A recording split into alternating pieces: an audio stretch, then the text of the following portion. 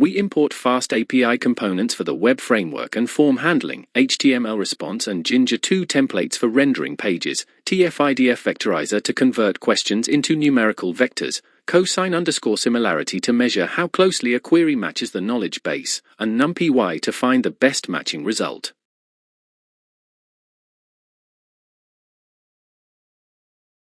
We initialize the FastAPI application and configure Jinja 2 to serve HTML templates from the templates directory.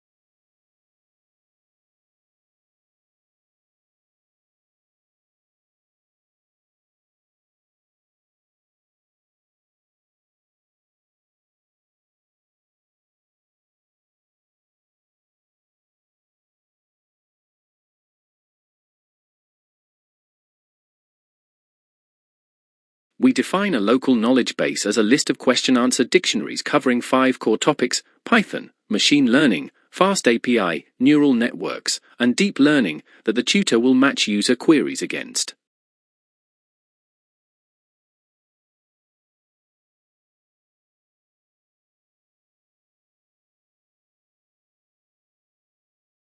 We extract just the question strings from the knowledge base, initialize a TF-IDF Vectorizer that filters out common English stop words, and fit it on all questions to build the reference matrix used for similarity comparisons.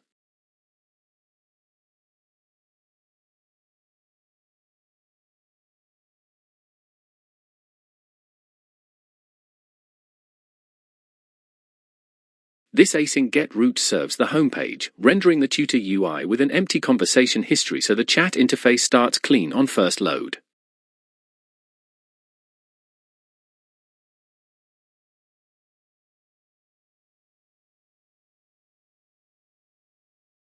This async post route receives the user's question and the serialized conversation history as form fields. History_data defaults to an empty string if no prior conversation exists.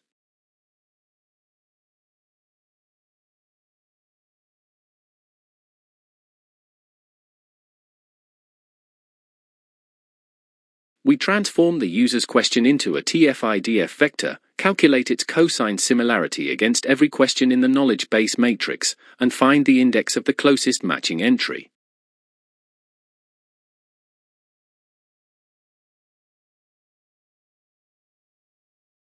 We reconstruct the conversation history list from the encoded form string, splitting on %% to get individual exchanges and to separate each message, question, and confidence level within them.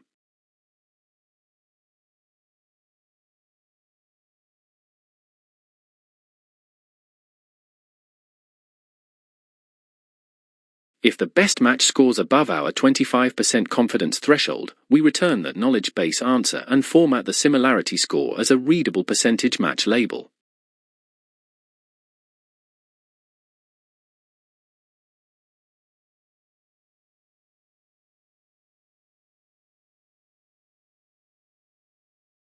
If no question scores above the threshold, we return a friendly fallback message suggesting topics the tutor knows about, and label the result as low confidence.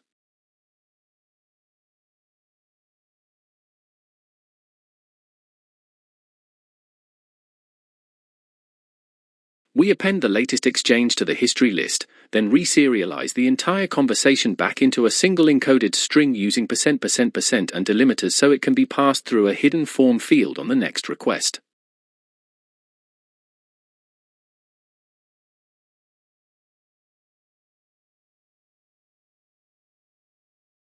We re-render the chat interface, passing both the structured history list for display and the raw encoded history string for stateful form submission, keeping the full conversation visible across requests. Now here is our index.html where I have designed the all-user interface. If you would like access to this code, just send me a message on our Discord server.